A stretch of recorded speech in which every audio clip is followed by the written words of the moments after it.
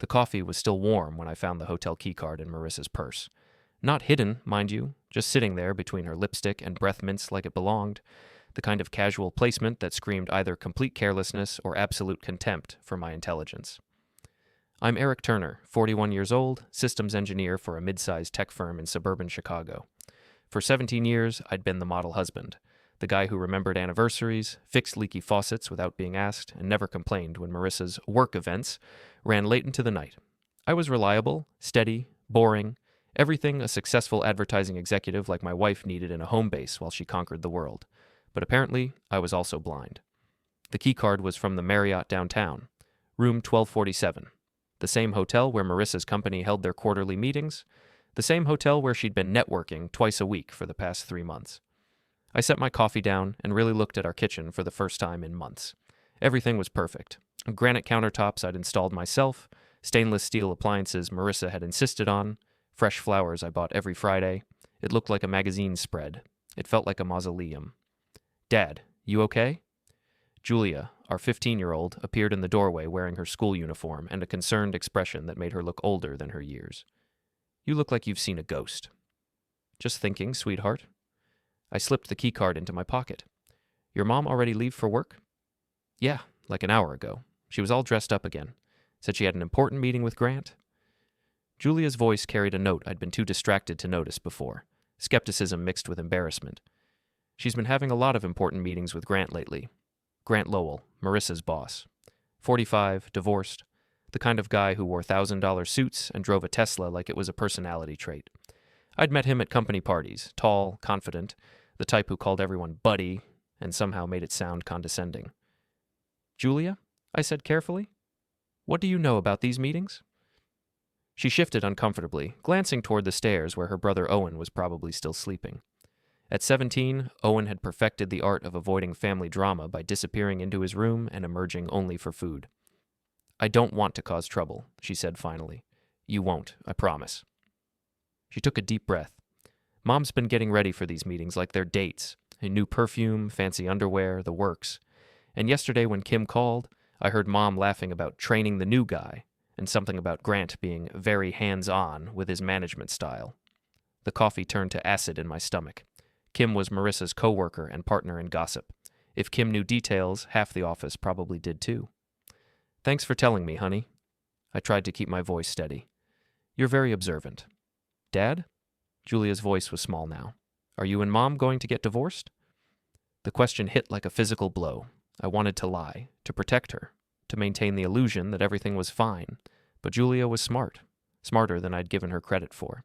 She'd already connected the dots I'd been too stubborn to see. "I don't know," I said honestly. "But whatever happens, it's not your fault or Owen's fault, okay?" She nodded and grabbed her backpack. "I love you, Dad." "I love you too, sweetheart." After she left, I sat alone in our perfect kitchen with a hotel keycard burning a hole in my pocket and 17 years of marriage crumbling around me. I thought about all the signs I'd ignored, the late nights, the new clothes, the way Marissa's eyes had gone distant when she looked at me, the way she'd started treating our home like a hotel and me like an inconvenient roommate. My phone buzzed, a text from Marissa. "Working late again tonight. Don't wait up." I stared at the message for a long moment, then typed back, "Which hotel this time?" 3 dots appeared, disappeared, appeared again. Finally. Very funny. It's a legitimate work dinner. With Grant? With the entire team. Stop being paranoid. But I wasn't being paranoid anymore. I was being realistic. And reality, as it turned out, was about to get very ugly. I called in sick to work and spent the day doing something I'd never done before, investigating my own wife. I started with the obvious places. Credit card statements revealed a pattern of charges at expensive restaurants, always for 2 people, always on nights when Marissa claimed to be in team meetings. Hotel charges that didn't match any business trips I knew about, purchases at Victoria's Secret that definitely weren't for my benefit. The Uber history on our shared account was even more damning. Regular rides to Grant's address in Lincoln Park, rides that started from our house when I was at work and ended back home well after midnight. By the time Marissa came home that evening, at 11:47 p.m., smelling like expensive cologne that definitely wasn't mine, I had a complete picture of her double life. She'd been cheating for months, possibly longer. She'd been careless about it, almost deliberately so. and she'd been counting on my trusting nature to keep me blind. "How was the team dinner?" I asked as she kicked off her heels in the foyer. "Fine." She didn't look at me. "Long, but productive." "Funny thing," I said casually. "I called the restaurant. They said you only had a reservation for 2. She froze halfway up the stairs. When she turned around, her expression wasn't guilt or shame.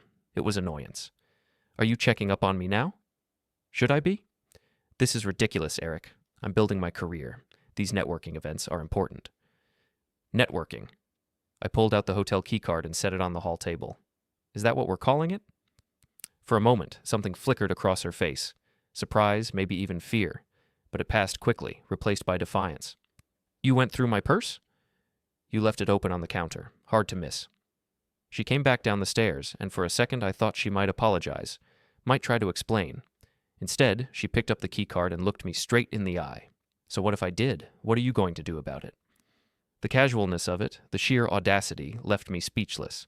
This wasn't a woman caught in a moment of weakness. This was someone who'd been planning this confrontation, maybe even looking forward to it. "Marissa?" "No, Eric, let me save you the speech about marriage and commitment and all that outdated nonsense." She stepped closer, and I could smell Grant's cologne stronger now. "I'm 39 years old. I'm successful, attractive, and I have options. You're a nice man, but you're boring, so you've been boring for years." "So you decided to shop for my replacement?" "I decided to see what else was out there, and you know what? There's a lot. Grant appreciates me in ways you never have. He sees my potential. He sees an opportunity." She laughed, actually laughed. "You're jealous. It's almost cute." "I'm not jealous, Marissa. I'm done." "Done?" She raised an eyebrow. "With what? You're not going anywhere. You love this house too much, love our life too much. You'll forgive me because that's what you do. You forgive and forget and keep being the perfect husband." She was wrong, but I could see how she'd reached that conclusion. For 17 years, I'd been accommodating, understanding, willing to overlook her selfishness because I thought that's what love meant. I'd enabled her to see me as weak. "If you walk out that door tonight," I said quietly, "everything changes. I mean that." "Oh, please." She grabbed her purse and headed for the door. "You're all talk, Eric. You always have been." The door slammed behind her, and I stood alone in our foyer, surrounded by the perfect life we'd built together, a life that had just revealed itself to be a complete lie. But Marissa had made one crucial mistake in her assessment of my character.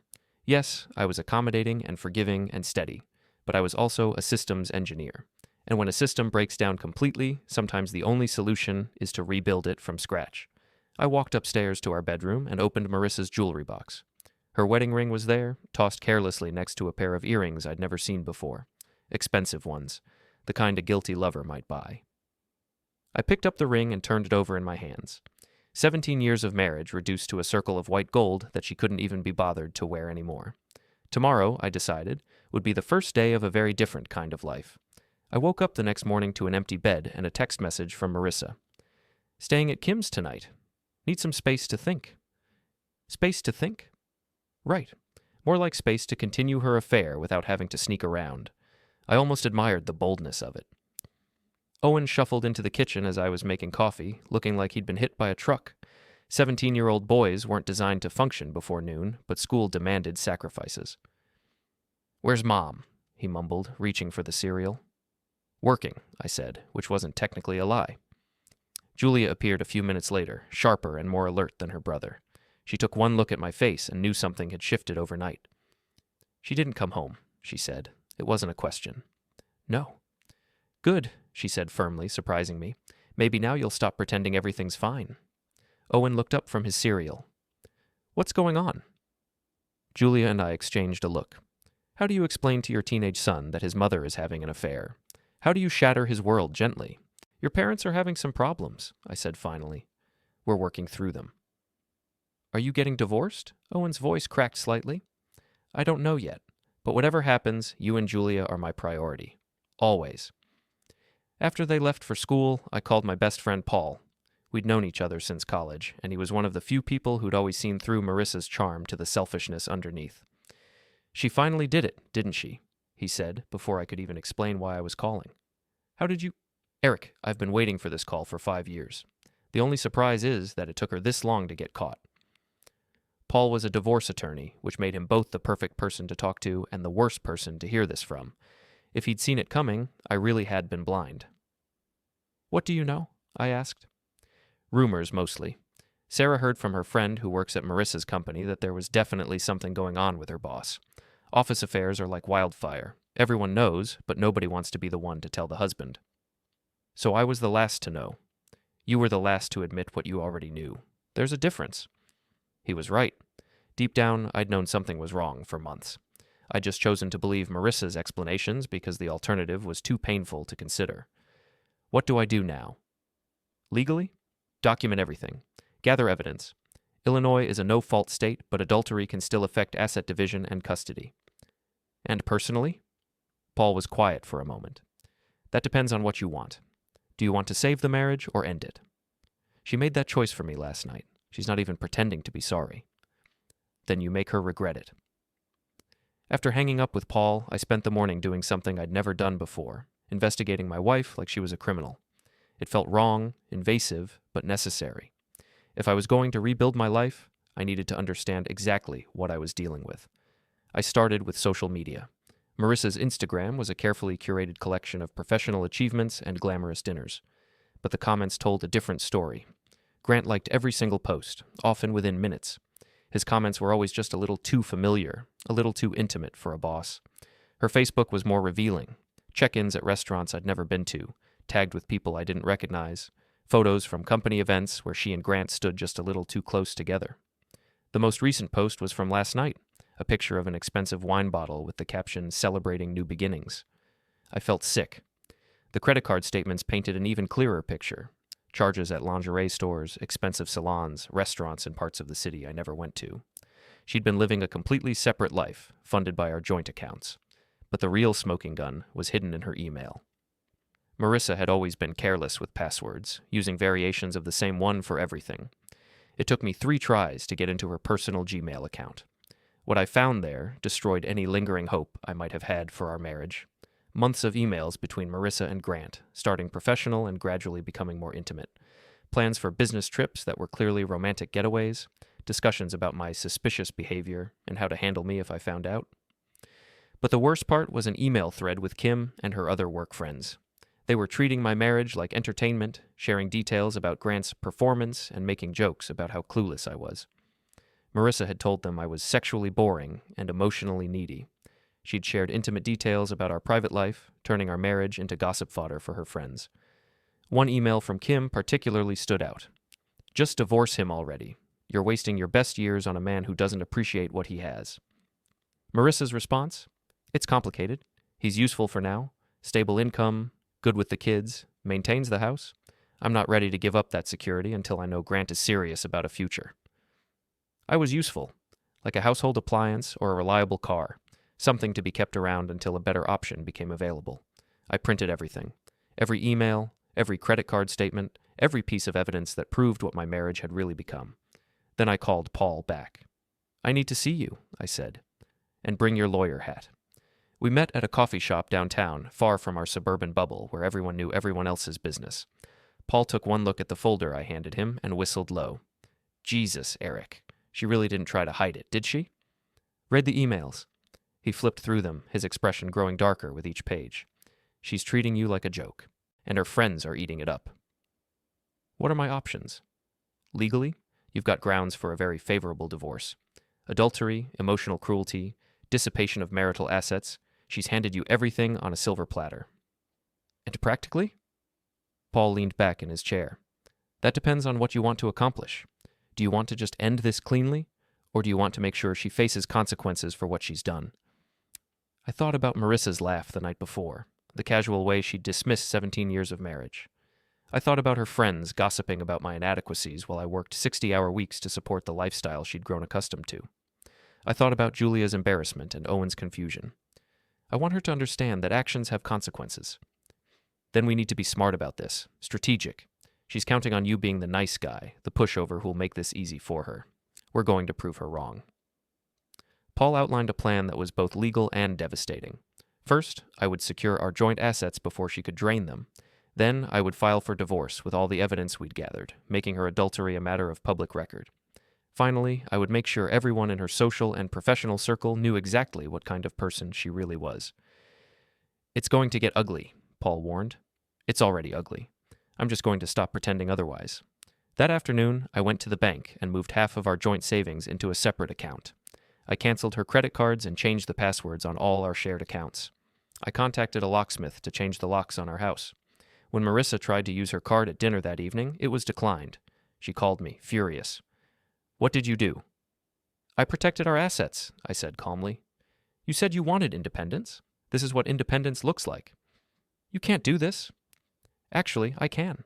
They're marital assets, and I have every right to secure them, especially when one spouse is using them to fund an extramarital affair." Silence. Then, "We need to talk?" "No, we don't. You made your position very clear last night. You want to explore your options? Do it on your own dime." I hung up and immediately called Julia and Owen to let them know their mother might be upset when she came home. I wanted them to hear my side first. "Dad," Julia said carefully, "are you sure about this? Mom's going to be really angry."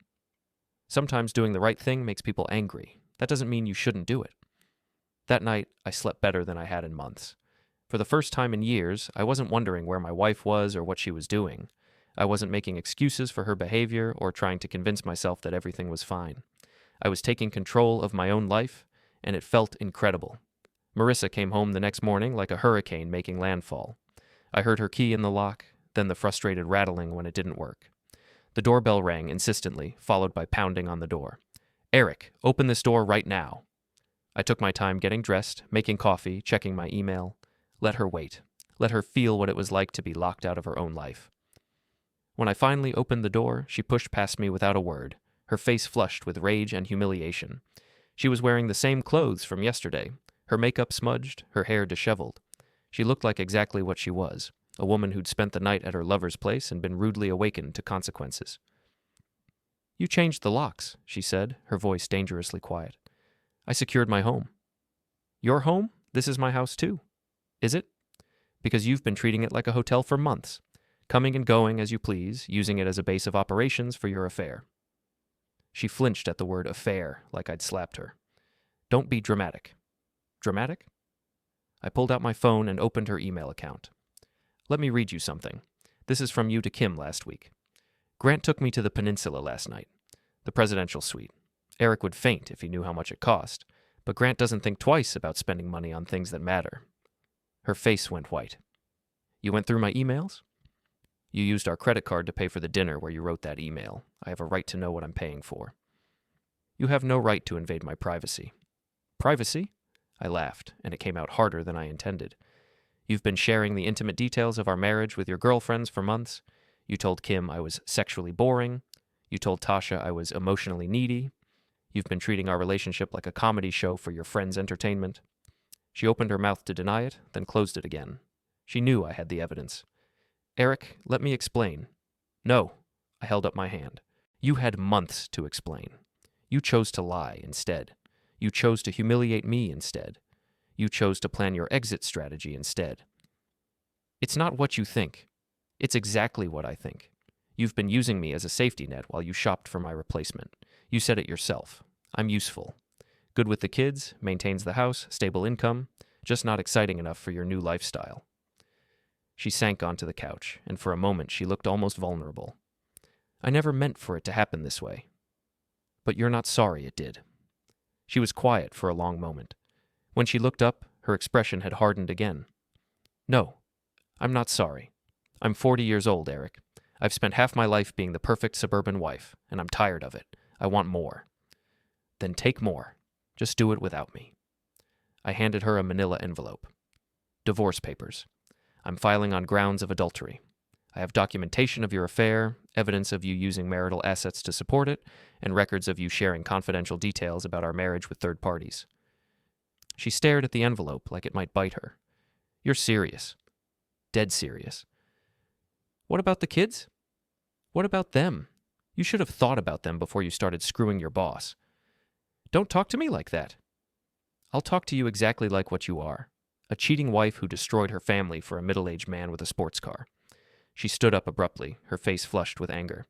"Grant is twice the man you'll ever be." Grant is a divorced playboy who's using you for easy sex, but you're too blinded by expensive dinners and hotel rooms to see it. You don't know anything about him. I know he's been married twice before. I know he has a reputation at your company for sleeping with subordinates. I know he's currently facing a sexual harassment complaint from his previous assistant. Did he mention any of that during your romantic dinners? The color drained from her face. That's not true. It's all public record. His ex-wives weren't as discreet as you've been. I watched the doubt creep into her expression, followed quickly by defensive anger. Even if that's true, it doesn't change how I feel about us. About you. Good, because I'm done caring how you feel about anything. The front door opened, and Julia walked in from school. She took one look at the scene, Marissa disheveled and angry, me standing with divorce papers in hand, and her face crumpled. Are you really getting divorced? Marissa immediately switched into mother mode, rushing to Julia and pulling her into a hug. Sweetheart, your father is being very unreasonable right now. We're just having a disagreement. About your boyfriend? Julia asked quietly. Marissa froze. What? I'm not stupid, Mom. I know you've been seeing Grant. Everyone at school knows. Sarah's mom works at your company, and she told Sarah's whole family about it at their dinner party last week. The humiliation on Marissa's face was complete. Her affair wasn't just destroying our family, it was becoming neighborhood gossip. Julia, I said gently, why don't you go upstairs? Your mom and I need to finish this conversation. After Julia left, Marissa turned on me with renewed fury. You're turning my children against me. I didn't have to turn them against anything. They figured it out on their own. Kids aren't stupid, Marissa. They see everything. This is all your fault. If you had been a better husband, if you had paid attention to what I needed... Stop. My voice was sharp enough to cut her off mid-sentence. Don't you dare blame me for your choices.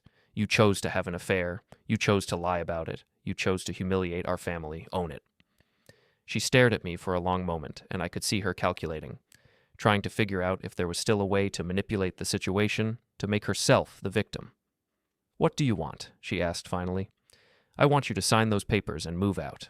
I want you to stop using our children as weapons, and I want you to face the consequences of what you've done without trying to blame everyone else. And if I don't? Then this gets much worse for you. Right now, this is a private matter between us. But if you fight me, it becomes public record. Every detail of your affair, every humiliating email, every dollar you spent on your lover, all of it becomes part of the court documents that anyone can access. She was quiet for a long time, staring at the divorce papers like they were a death sentence. I need time to think. You have 24 hours to decide whether you want to do this the easy way or the hard way. After that, I file regardless of what you choose. She picked up her purse and headed for the door, then turned back. I'll need some of my things. Make a list. I'll pack them for you. I want to pack my own things. No, you lost that privilege when you decided to treat our home like your personal brothel. She flinched again at the crude language, but didn't argue. She knew she had no leverage left. After she left, I sat in our living room surrounded by 17 years of shared memories and felt something I hadn't experienced in months. Peace.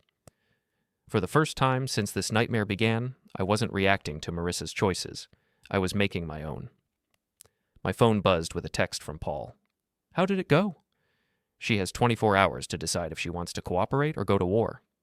And if she chooses war? I looked around our house, our beautiful, perfect house that had hidden so much ugliness, and smiled grimly. Then she'll learn why you don't underestimate the quiet guy. Marissa chose war. The next morning, instead of signed divorce papers, I received a call from her attorney, some shark from downtown who specialized in high-conflict divorces. He informed me that Marissa was contesting everything, the grounds for divorce, the asset division, even my fitness as a parent. Mrs. Turner believes you've been emotionally abusive and controlling, the lawyer said in a tone that suggested he didn't believe a word of it. She's concerned about the children's welfare in your care. I almost laughed. Marissa, who'd been too busy with her affair to attend Julia's parent-teacher conferences or Owen's basketball games, was questioning my parenting. Tell Mrs. Turner that if she wants to play hardball, I'm ready, and remind her that I have documentation of everything. My client is prepared for a lengthy legal battle.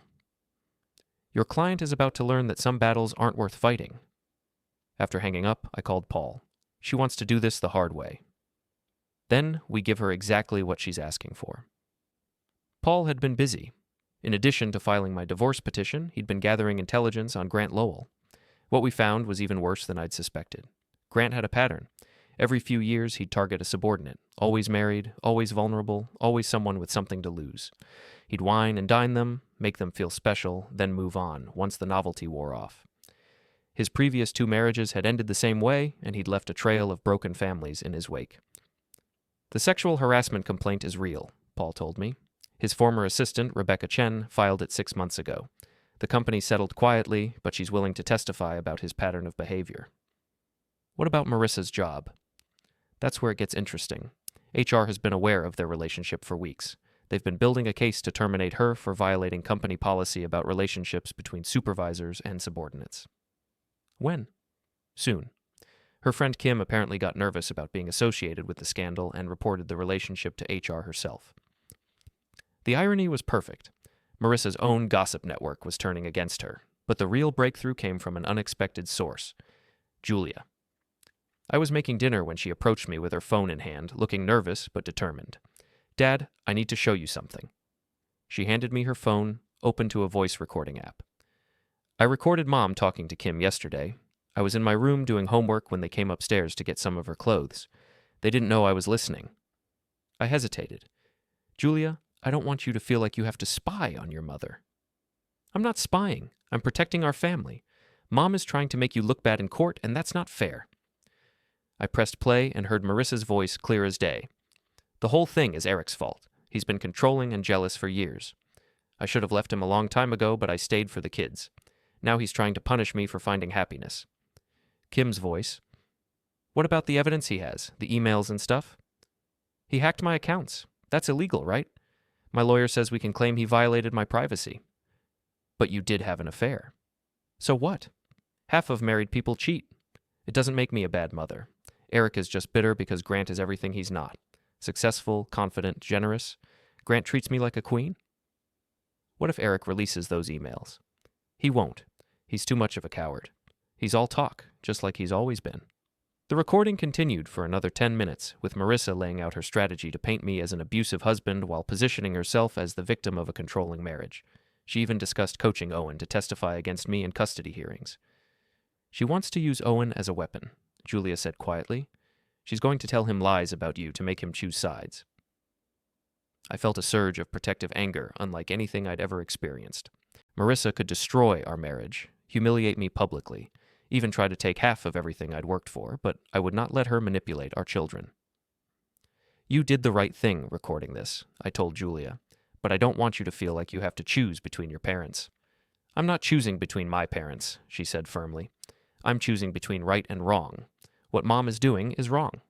That evening, I had a long conversation with Owen. He was confused and angry, caught between loyalty to his mother and the evidence of her betrayal. But he wasn't stupid, and he'd noticed the changes in our family dynamic. "Is it true that Mom has a boyfriend?" he asked. "Yes." "And she's been lying about it?" "Yes." "That's really messed up, Dad."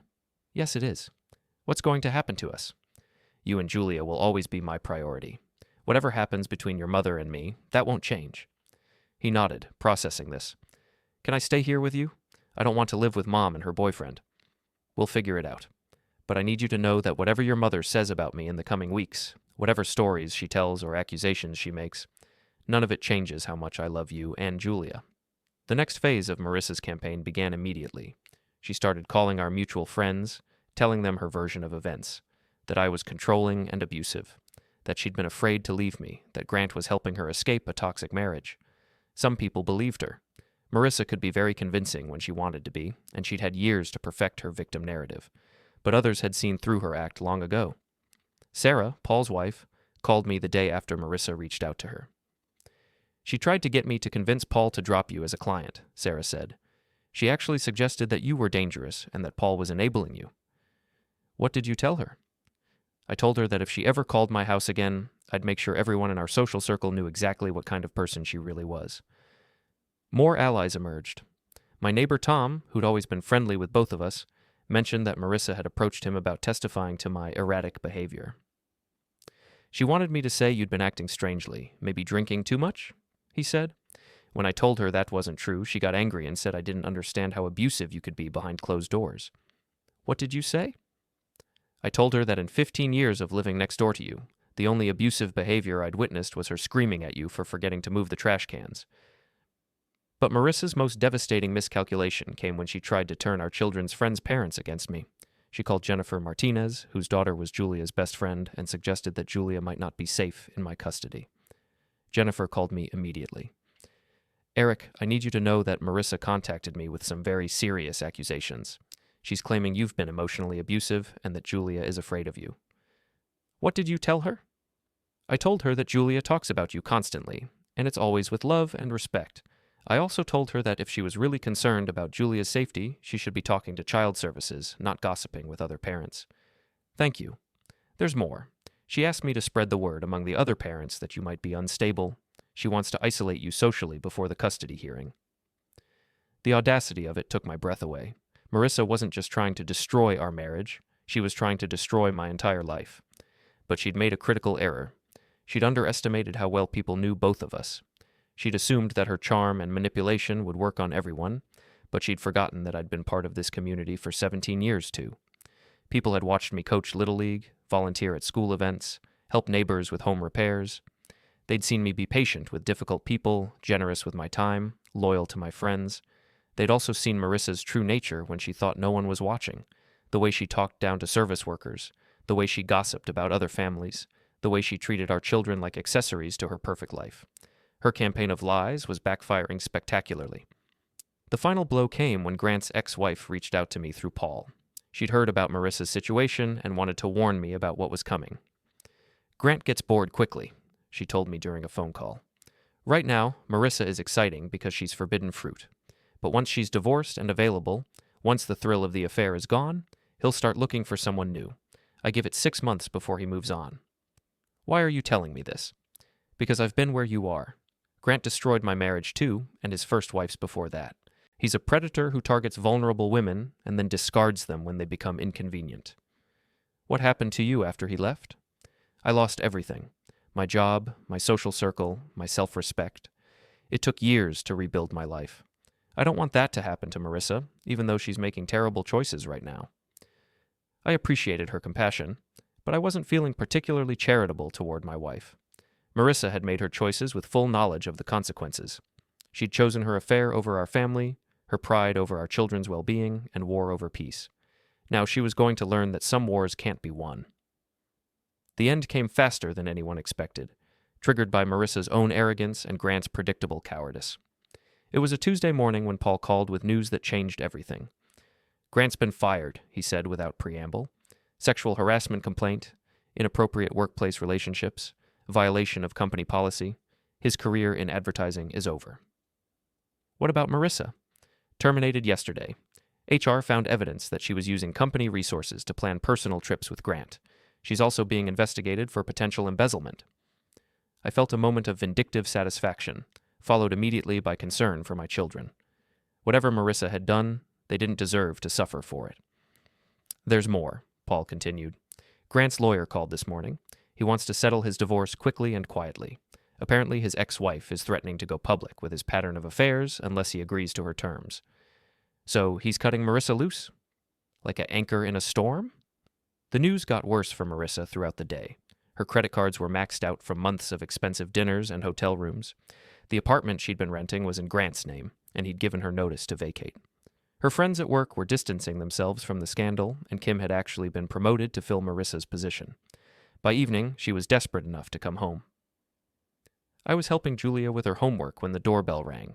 Through the window, I could see Marissa standing on our porch with 2 suitcases, looking like a refugee from her own life. Stay upstairs, I told Julia. This might get ugly. When I opened the door, Marissa looked like she'd aged 5 years in the past week. Her hair was unwashed, her makeup smeared, her clothes wrinkled. She'd always been immaculate, and seeing her disheveled was almost shocking. I need to come home, she said without preamble. No. Eric, please. I made a mistake. Grant, he's not who I thought he was. I know exactly who he is. I tried to warn you. You were right, okay? Is that what you want to hear? You were right about everything. What I want to hear is an apology to our children for the hell you've put them through. She flinched. I never meant for them to get hurt. But they did get hurt. Julia's been having nightmares. Owen's grades are suffering. They've been humiliated at school because their mother's affair is the subject of neighborhood gossip. I can fix this. We can go to counseling, work things out. No. I stepped outside and closed the door behind me, not wanting the kids to hear this conversation.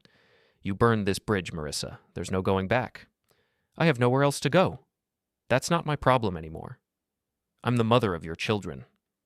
You're a stranger who destroyed my family for a middle-aged playboy with a sports car. The woman I married died the day you decided Grant was more important than your own children. She started crying then, ugly, desperate sobs that might have moved me 6 months ago, but I'd seen too much, learned too much about who she really was underneath the perfect exterior. Please, she whispered. I'll sign the divorce papers. I'll agree to whatever custody arrangement you want. Just let me stay until I figure out what to do next. You had months to figure out what to do next. You chose Grant. He threw me away like garbage. The minute his job was threatened, he acted like he barely knew me. And that surprises you? You threw away 17 years of marriage for a man you'd known for 6 months. What did you think would happen? She looked up at me with mascara running down her cheeks. I thought you'd take me back. You always forgive me. I used to forgive you because I thought you were worth saving. Now I know better. The front door opened and Julia appeared. She took one look at her mother's condition and her expression hardened. Are you okay, Dad? I'm fine, sweetheart. Julia looked at Marissa with a mixture of pity and disgust. Mom, you need to leave. You're upsetting everyone. Julia, honey, I'm your mother. You stopped being my mother when you chose your boyfriend over our family. The words hit Marissa like physical blows. She staggered backward, looking between Julia and me with growing desperation. This isn't over, she said, her voice shaking.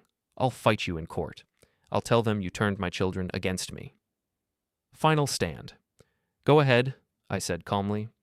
Tell them how your 15-year-old daughter recorded you planning to use her brother as a weapon in custody. Tell them how you spent marital assets on your affair while neglecting the kids' emotional needs. Tell them how you got fired for embezzlement and sexual misconduct. Her face went white. You wouldn't? I already have. It's documented and filed with the court. Your lawyer gets copies tomorrow.